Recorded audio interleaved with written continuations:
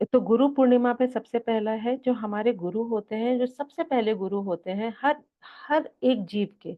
जीव मतलब जो हमारी आत्मा है, हर एक जीव के जो गुरु होते हैं, पहले शिव बाबा होते हैं। जब हम गुरु होती है, वो हमारी माँ होती है।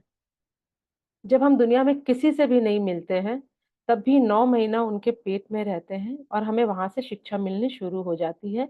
अभिमन्यु ने अपनी माँ के गर्भ में सीख लिया था, जो चक्रव्यूह है, उसके अंदर कैसे एंटर करना है, माँ के गर्भ में सीख लिया था।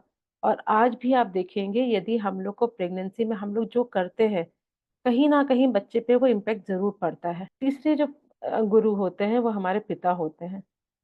चौथे गुरु होते हैं जब हम लोग स्कूल में पढ़ते हैं, हमारे जो टीचर्स रहते हैं, जिनसे हम कुछ भी सीखते हैं, वो सभी हमारे गुरु हैं।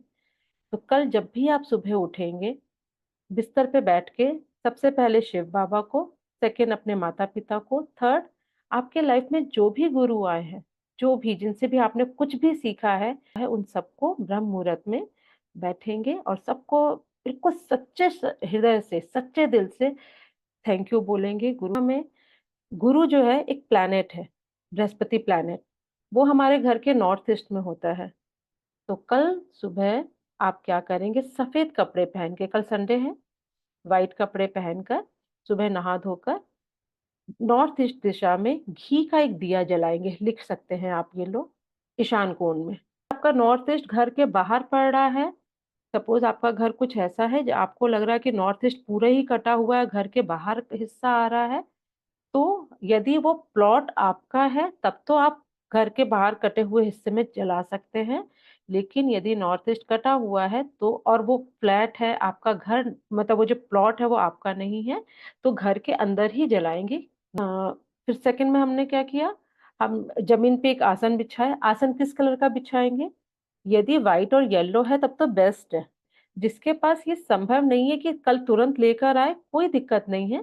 तब आप कोई-सा भी आसन बिछा लीजिए और उसमें हम लोग अ, आलती-पालती मार के होता है ना क्रिस क्रॉस करके बैठ जाएँगे, उसको सुखासन कहते हैं।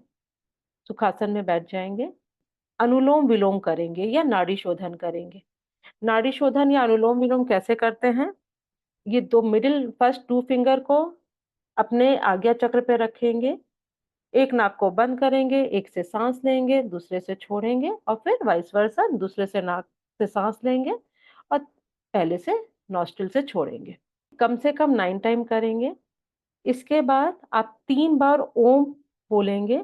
कैसे बोलेंगे? गहरी साँस लेंगे, साँस को होल्ड करेंगे और उसके बाद जब ब्रीथ आउट करेंगे तो अ, ओ, म को प्रोनाउंस करेंगे। जिसको भी इसमें कन्फ्यूजन है, वो ओम बोल के ब्रीथ आउट करेगा। उसके बाद पाम को रब करेंगे, 21 टाइम्स रब करेंगे, आँख पे रखेंगे और अब जहाँ पे दिया प्रज्वलित है, वहाँ पे देखते हुए अपनी आँख खोलेंगे और बिल्कुल फ़ील करेंगे कि आज से आपके सारी तकलीफ़ खत्म हो गई है और सिर्फ़ लाइफ़ में गुरु भगवान की कृपा से सब अच्छा ही हो रहा है। हम जो अफ़र्मेशन लेकर आते हैं वही मैनिफेस्ट होगा। तीसरा, गुरु को हम लोग यदि न्यूमरोलॉजी से जोड़ते हैं, तो हम लोग नंबर 3 से जोड़ते हैं, राइट? और 3 की रेमेडी में सबसे बेस्ट रेमेडी होती है, उसको एनहांस करने के लिए गाय की सेवा करना या गाय को खाना खिलाना। तो कल आपके आस-पास में रास्ते में कोई भी गाय मिले, गौशाला चले जाइए। कल तो संडे है, सबसे अच्छा है, पूरे परिवार को लेके गौशाला जा सकते हैं या कुछ रोटी बना लीजिए, उसमें गुड़, चने की दाल वो ऐड कर लीजिए। कुछ रोटी बनाएँगे, उसमें हम लोग नमक, घी, तेल, मसाला कुछ नहीं डालेंगे, सिर्फ़ प्लेन रोटी आटे की। उसमें गुड़ रखेंगे, चने की दाल रखेंगे और रास्ते में आप लोग अपने परिवार के साथ निकलिए और जितनी भी गाय मिल रही हैं, उनको खाना खिलाइए। गाय के शरीर पे हाथ फेरिए, यदि कोई गाय तकलीफ़ में दिख रही है, पॉसिबल हो पॉसिबल हो, तो उसको रास्ते में सेवा करिए उसकी। देखिएगा गुरु प्लैनेट हमें क्या देता है, गुरु हमें प्रॉस्पेरिटी देता है, धन-दौलत देता है, वेल्थ देता है, हेल्थ देता है और जो भी देता है वो अपार देता है, क्योंकि हमारे सोलर सिस्टम में जो सबसे बड़ा प्लैनेट है, वो बृहस्पति ही है, गुरु ही है। तो जो देता है वो बड़ा देता है, आलीशान देता है।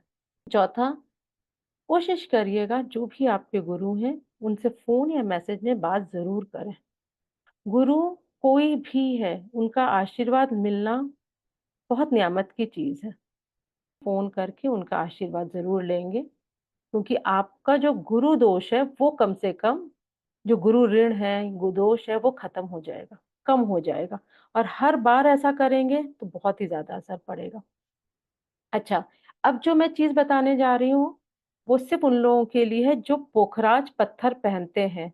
वो क्या करेंगे, गंगा जल में गंगा जल जिनके पास है गंगा जल में, नहीं तो रॉक सॉल्ट ले लेंगे।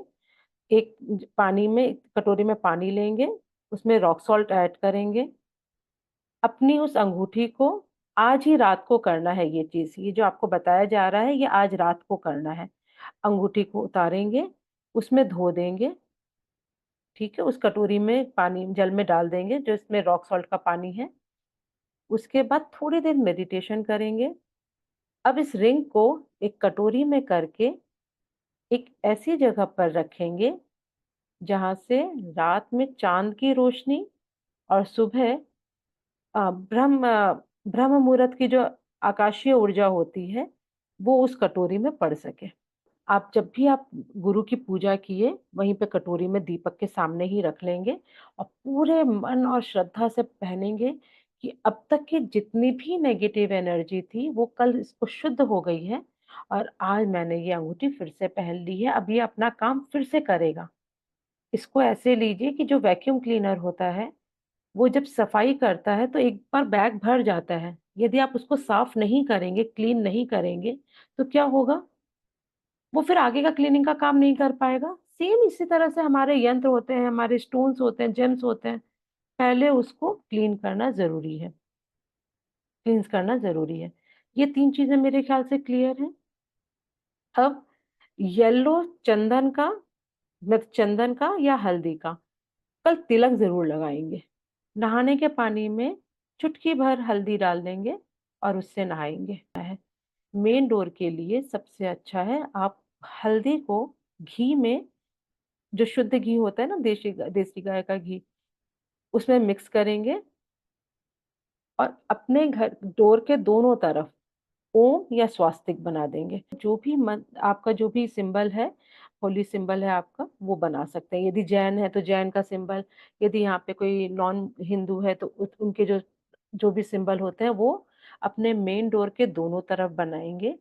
किसी कारण से दोनों तरफ वो सिंबल पॉसिबल नहीं है कि एक तरफ किसी और का घर है और एक तरफ हमारे वॉल नहीं है, उस सिचुएशन पे आप मेन डोर के ऊपर बना देंगे यदि वॉल है तो, ठीक है? तब दोनों डोर के दोनों साइड में नहीं करके आप मेन डोर के ऊपर की तरफ बना देंगे। घर के अंदर की तरफ नहीं, घर के बाहर की तरफ। क्योंकि जब भी नेगेटिव एनर्जी आती है तो बाहर की तरफ से हिट होती है ना हमारे घर में। तो यदि एक प्रोटेक्शन बन जाए, वहाँ पे एक प्रोटेक्शन कवर आ जाए, लेयर आ जाए, तो वो अंदर हिट नहीं करेगी नेगेटिविटी। इसलिए हम लोग डोर को हमेशा लोग पुराने टाइम से ही प्रोटेक्शन में रखते हैं। अब आप लोगों के जो भी क्वेश्चन्स हैं, वो आप लोग बिल्कुल आराम से पूछिए, जो भी, चाहे वो वास्तु के हैं, चाहे किसी भी तरह के पर्सनल क्वेश्चन हैं, आप आराम से पूछिए। ये यहाँ पे हम लोग बंद कर दे रहे हैं रिकॉर्डिंग, रिकॉर्डिंग इसके आगे नहीं किया जाएगा, तो आपके पर्सनल प्रॉब्लम यहीं पे